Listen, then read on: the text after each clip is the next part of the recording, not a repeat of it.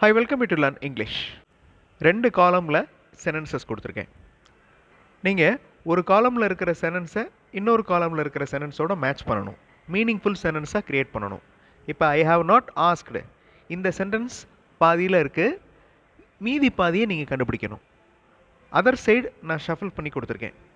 அதே மாதிரி அடுத்த சென்டென்ஸ் பாருங்கள். இஃப் யூ பிளான் ப்ராப்பர்லி, இந்த சென்டென்ஸ் எப்படி முடியும்? இந்த மாதிரி ஒரு எக்ஸசைஸ் பண்ணுறப்ப ஒரு சென்டென்ஸ் எப்படி ஆரம்பிக்குது, அந்த சென்டென்ஸ் எப்படி முடியுது, அதே மாதிரி சென்டென்ஸில் ஒரு பார்ட் எந்த டென்ஸில் இருக்குது, அனதர் பார்ட் எந்த டென்ஸில் இருக்குது அப்படிங்கிறதையும் நம்ம தெரிஞ்சுக்கலாம். இந்த ஸ்கில் நல்லா டெவலப் ஆகும். சென்டென்ஸ் ஃப்ரேமிங் ஸ்கில் நல்லா டெவலப் ஆகும். Now look at these sentences. I have not asked you to bring this book. இந்த புக் கொண்டு வர சொல்லலை நான். If you plan properly, you can easily win. There are some useful books available in this library. இந்த மாதிரி exercise இந்த வீடியோவில் பண்ண போகிறோம். I welcome you to the channel சென்டாக்ஸ். உங்களுடைய ஸ்போக்கன் இங்கிலீஷ் ஸ்கில் டெவலப் பண்ணுறதுக்கு வீடியோஸ் அப்லோட் பண்ணிட்டு வரேன். ப்ராக்டிஸ் பண்ணிட்டே இருங்க, ஷியராக டெவலப்மெண்ட் இருக்கும். நான் look at these sentences. I find அப்படின்னு ஒரு சென்டென்ஸ் ஆரம்பிக்குது. இதனுடைய மீதி பாதியை நீங்கள் கண்டுபிடிக்கணும். அதர் சைடு ஷஃபில் பண்ணியிருக்கேன். ஒவ்வொரு சென்டென்ஸாக ரீட் பண்ணுங்கள். எந்த பார்ட் சேர்ந்த உடனே மீனிங்ஃபுல் சென்டென்ஸாக வருதோ that is the answer. I find அப்படின்னு ஆரம்பிக்குது. ஹீ டசன்ட் நோ அப்படின்னு ஒரு சென்டென்ஸ் ஆரம்பிக்குது. வி வாண்ட் டு பை அப்படின்னு ஆரம்பிக்குது. ஸோ ரீட் பண்ணி பார்த்தீங்கனாலே உங்களுக்கு ஈஸியாக புரியும். வீடியோ பாஸ் பண்ணிவிட்டு ஆன்சர் கண்டுபிடிங்க. ஆன்சர் ஃபியூ செகண்ட்ஸில் டிஸ்பிளே ஆகும். I find no book in cupboard. கபோர்டில் எந்த புக்குமே இல்லை, நான் பார்க்கல. He doesn't know how to solve this problem. இந்த ப்ராப்ளம் எப்படி சால்வ் பண்ணுறதுன்னு அவருக்கு தெரியல. We want to buy more books from this shop. இந்த கடையிலேருந்து நிறையா புக்ஸ் வாங்கலாம். There are some beautiful flowers in this park. இந்த பார்க்கில் அழகான பூக்கள் நிறையா இருக்கின்றன. Now look at these sentences.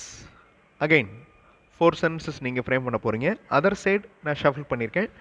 Meaningful ஆர்டரில் நீங்கள் அதை ரீப்ளேஸ் பண்ணணும். இட் இஸ் ஈஸி டு, இந்த சென்டென்ஸ் எப்படி முடியும்? வீடியோ பாஸ் பண்ணிவிட்டு ட்ரை பண்ணுங்கள். ஆன்சர் ஃபியூ செகண்ட்ஸில் டிஸ்பிளே ஆகும். It is easy to understand the concept. கான்செப்டை புரிஞ்சுக்கிறது ரொம்ப easy. I watch some useful TV programs.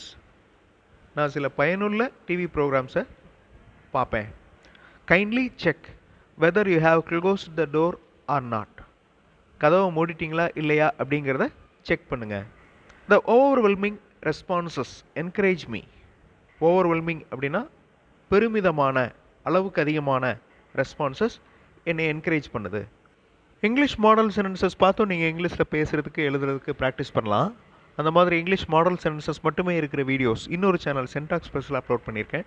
அந்த சேனல் வீடியோஸும் பாருங்கள், கண்டிப்பாக உங்களுக்கு யூஸ்ஃபுல்லாக இருக்கும். Now frame these sentences. Children are playing, இந்த வாக்கியம் எப்படி முடியும்? டோன்ட் ஒரி, இந்த வாக்கியம். ஷஃபுல்லாக இருக்கிற அதர் சைடை நீங்கள் மேட்ச் பண்ணிகிட்டே வாங்க. வாசிக்கிறப்பே உங்களுக்கு மீனிங் புரிஞ்சு ஆன்சர் கண்டுபிடிச்சிடலாம். ட்ரை பண்ணுங்கள், கண்டிப்பாக உங்களால் முடியும். ஆன்சர் ஃபியூ செகண்ட்ஸில் டிஸ்பிளே ஆகும். வீடியோ பாஸ் பண்ணிவிட்டு ஆன்சர் கண்டுபிடிங்க. Children are playing in the lawn of this house. Lawn அப்படின்னா வீட்டுக்கு முன்னாடி இருக்கிற இடம், அது புல்வெளியாக கூட இருக்கலாம்.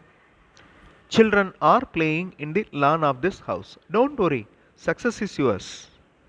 கவலைப்பட வேண்டாம், வெற்றி உங்களுடையது. We must respect the feelings of aged people.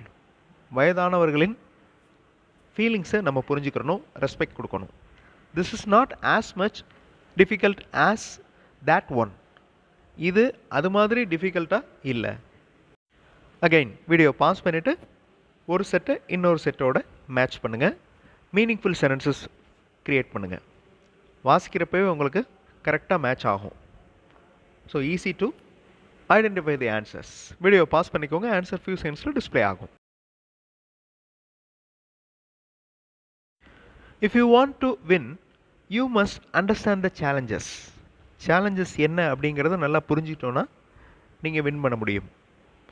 Okay, அந்த if you want to win you must, அதுக்கு அடுத்து இம்ப்ரூவ்ஸ் அப்படின்னு வராது, ஏன்னா மஸ்ட் அப்படின்னு வந்திருக்கு. ஸோ மஸ்ட் இம்ப்ரூவ் அப்படின்னு தான் வரணும். ஸோ அந்த சென்டென்ஸும் வராது. அடுத்தது பாருங்களேன், if you want to win you must his interest. இதுவும் மீனிங்லெஸ்ஸாக இருக்குது. அதே மாதிரி அடுத்தது யூ மே ஃபைண்ட். இந்த மாதிரி எதுவுமே மேட்ச் ஆகாது. கரெக்டாக இருந்தால் மட்டும்தான் மேட்ச் ஆகும். ஸோ ஒரு வேர்பு அண்டர்ஸ்டாண்ட் அப்படிங்கிறது இந்த இடத்துல ஒரு verb. If you want to win, you must understand the challenges. Reading practice indirectly improves your spoken skill. Spoken skill நல்லா டெவலப் ஆகணும் அப்படின்னு நினச்சா நிறைய ரீட் பண்ணணும். Drinking coffee is his interest. அவரோட இன்ட்ரெஸ்ட் காஃபி குடிக்கிறது. If you go through this problem, go through அப்படிங்கிறது ஒரு ஃப்ரேசல் வேர்ப். தனித்தனியாக பிரித்து மீனிங் பார்க்கக்கூடாது, ரெண்டையும் சேர்த்து தான் பார்க்கணும். கோ த்ரூ அப்படின்னா ஒரு விஷயத்தை ஆழ்ந்து பார்க்குறது, நல்லா பார்க்குறது, கவனமாக பார்க்குறது, அந்த meaning. If you go through this problem, you may find some solution.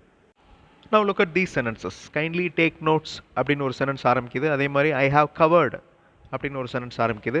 Then he feels very difficult to. So சின்ன சின்ன வாக்கியங்கள், அதாவது சின்ன சின்ன வேர்ட்ஸ், ஈஸியாக மீனிங் தெரிகிற வார்த்தைகள் தான் நான் கொடுத்துருக்கேன். ஸோ ஈஸியாக you can identify the answer.